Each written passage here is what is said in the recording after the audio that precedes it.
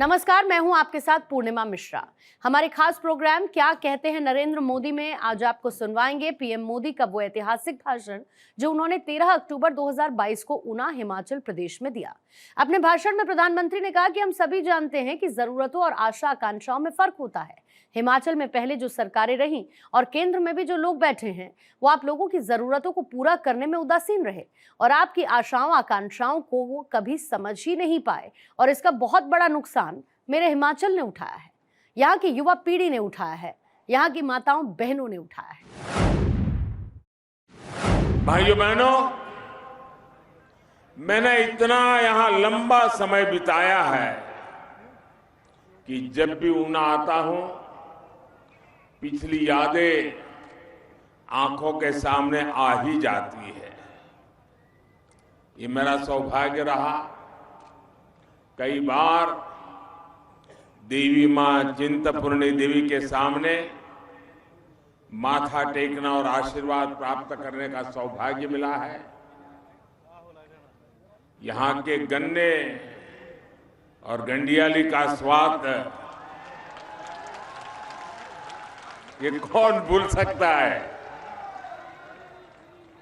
साथियों, हिमाचल में रहते हुए मैं हमेशा सोचता था कि इस देवभूमि को प्रकृति ने इतना सुंदर वरदान दिया, इतना सुंदर वरदान दिया है। नदियां, झरने, उपजाऊ जमीन, खेत, पहाड़, पर्यटन की यहां इतनी ताकत है। लेकिन कुछ चुनौतियों को देखकर उस जमाने में मुझे बहुत अफसोस हुआ करता था, मन अफसोस से भर जाता था। मैं सोचता था कि हिमालय की, इस हिमाचल धरती की जिस दिन कनेक्टिविटी बढ़ जाएगी,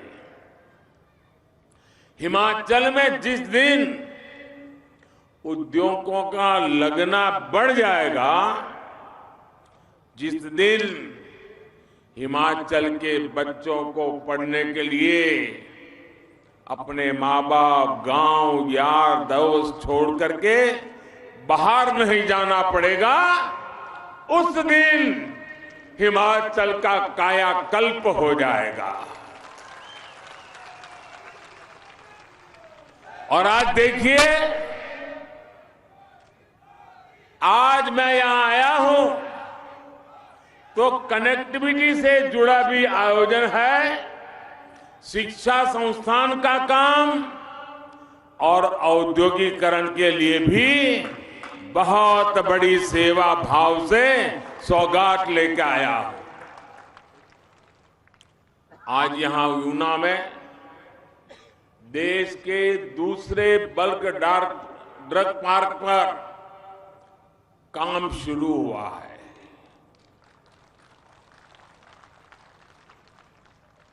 अब जरा हिमाचल के लोग सोचिए, कठिनाइयों से भरा हिमाचल, प्राकृतिक विविधताओं से भरा हिमाचल, और हिंदुस्तान में 3 बल्क ड्रग पार्क बनते हो और उसमें एक हिमाचल के नसीब आ जाए, इससे बड़ी कोई भेंट सौगात हो सकती है दोस्तों? इससे बड़ा कोई निर्णय हो सकता है?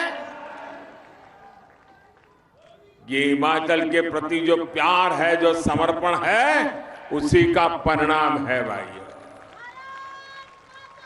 कुछ देर पहले ही मुझे अंब अंदौरा से लेकर दिल्ली तक की भारत की 4थी वंदे भारत ट्रेन को हरी झंडी दिखाने का सौभाग्य मिला।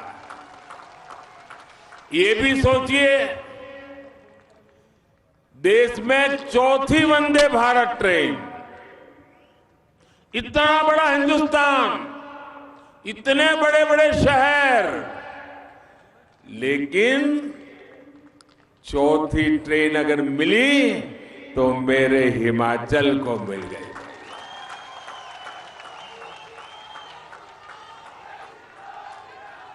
और मैं जानता हूं साथियों, आज अगर कई परिवार आपको मिलेंगे, हिंदुस्तान के हर कोने में मिलेंगे, जिनका मन करेगा एयरपोर्ट जाके हवाई जहाज देखे। बैठने का विचार तो बाद में। वैसे हिमाचल में पहाड़ों में रहने वाले लोगों के लिए अगर आप पूछोगे तो 2-2, 3-3, 4-4 पीढ़ियां जीवित जो होंगे, उन्होंने न कभी ट्रेन देखी होगी, न कभी ट्रेन के अंदर सवारी की होगी। आजादी के 75 साल के बाद भी ऐसी स्थितियां रही हैं। आज हिमाचल में सिर्फ ट्रेन नहीं, हिंदुस्तान की सबसे आधुनिक ट्रेन आके खड़ी हो गई भाई, और यहां से चल पड़ी। आज ही हिमाचल की अपनी IIIT की संस्था स्थायी बिल्डिंग, इसका भी लोकार्पण हुआ है। प्रोजेक्ट इस बात की झांकी है कि डबल इंजन की सरकार हिमाचल को किस बुलंदी पर देखना चाहती है। ये प्रोजेक्ट विशेष रूप से हिमाचल की नई पीढ़ी, युवा पीढ़ी के सपनों को नए पंख देने वाले हैं। ऊना को, हिमाचल प्रदेश को इन प्रोजेक्ट्स के लिए आपको लाख लाख बधाइयां। साथियों, हम सभी जानते हैं जरूरतों और आशा आकांक्षाओं में फर्क होता है। हिमाचल में पहले जो सरकारें रही और दिल्ली में भी जो लोग बैठे थे, वो आप लोगों की जरूरतों को पूरा करने में उदासीन रहे, और आपकी आशा आकांक्षाओं तो वो कभी समझ ही नहीं पाए, उन्होंने कभी उसकी परवाह ही नहीं की। इसका बहुत बड़ा नुकसान ये मेरे हिमाचल ने उठाया है, यहां की युवा पीढ़ी ने उठाया है, यहां की माताओं बहनों ने उठाया है। लेकिन अब समय बदल गया है। हमारी सरकार न सिर्फ लोगों की जरूरतें पूरी कर रही है, लेकिन जनता जनार्दन की आशाएं, अपेक्षाएं, उसे पूरा करने के लिए पूरी शक्ति से काम में जुट गई है। इसके लिए मुझे याद है हिमाचल का हाल क्या था। कहीं विकास का नाम नजर नहीं आता था। जैसा जब मैं यहां रहता था, चारों तरफ विश्वास की खाई, निराशा के पहाड़, आगे जा पाएंगे नहीं जाएंगे, विकास के अपेक्षाओं के बीच में बहुत बड़ी खाई, एक प्रकार से गड्ढे ही गड्ढे। उन्होंने कभी ये विकास की आवश्यकताओं के गड्ढे भरने के लिए सोचा नहीं, छोड़ दिया गया था। हमने उसको तो भरा, लेकिन अब मजबूती से नई इमारतें हिमाचल में हम बना रहे हैं। साथियों, दुनिया के कितने ही ऐसे देश हैं जिन्होंने 20वीं सदी में ही, पिछली शताब्दी में अपने नागरिकों को, भारत में भी गुजरात जैसे कई राज्य हैं, ग्रामीण सड़कें, पीने का साफ पानी, शौचालय, आधुनिक अस्पताल, ये सुविधाएं मुहैया करा दी थी। लेकिन भारत में कुछ सरकारें ऐसी रही जिन्होंने सामान्य मानवी के लिए इन सुविधाओं को पाना भी मुश्किल बना दिया। हमारे पहाड़ी इलाकों ने तो इसका बहुत खामियाजा भुगता है, और मैंने तो यहां रहते हुए सब करीबी से देखा है कि कैसे हमारी गर्भवती माताओं बहनों को रोड के अभाव में, सड़क के अभाव में अस्पताल जाने तक में कितनी दिक्कत होती थी। कितने ही हमारे बुजुर्ग अस्पताल पहुंचने के पहले ही दम तोड़ देते थे। भाइयों बहनों, पहाड़ के रहने वाले लोग जानते हैं कि रेल कनेक्टिविटी ना होने का, उसका न होने का, उस वजह से वो एक प्रकार से दुनिया से कट जाते हैं। जिस क्षेत्र में अनेकों झरने हो, नदियां बहती हो, वहां पीने के पानी के लिए तरसना पड़ता हो, वहां पर नल से जल आना कितनी बड़ी चुनौती रहा है, इसका अंदाजा बाहर के लोगों को कभी नहीं हो सकता है। जिन लोगों ने बरसों तक यहां सरकारें चलाई, उन्हें हिमाचल के लोगों की तकलीफ से जैसे मानो कोई फर्क ही नहीं पड़ता।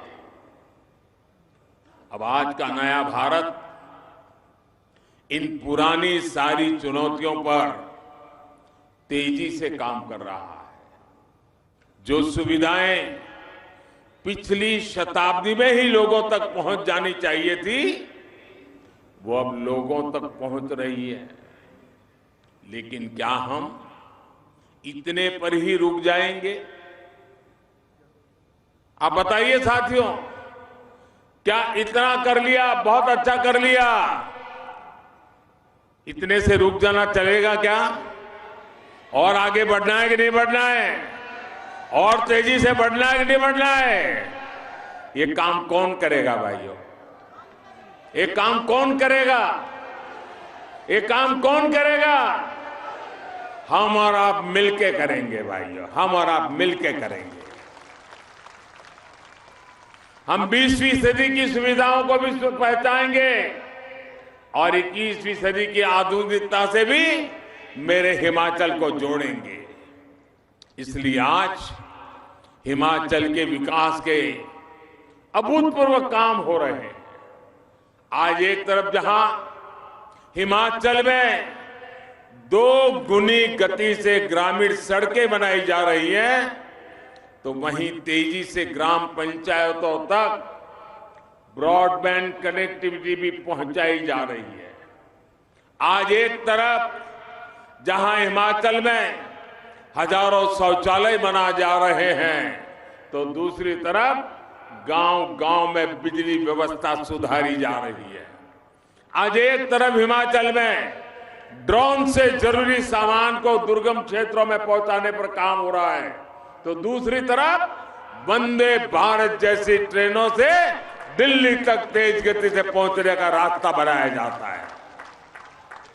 आज एक तरफ हिमाचल में नल से जल पहुंचाने का अभियान चल रहा है, तो दूसरी तरफ कॉमन सर्विस सेंटर के जरिए सरकार की तमाम सेवाएं गांव-गांव पहुंचाई जा रही है। हम सिर्फ लोगों की 20वीं सदी की जरूरतें ही पूरी नहीं कर रहे हैं, बल्कि 21वीं सदी की आधुनिक सुविधाएं भी हिमाचल के घर घर पहुंचा रहे हैं।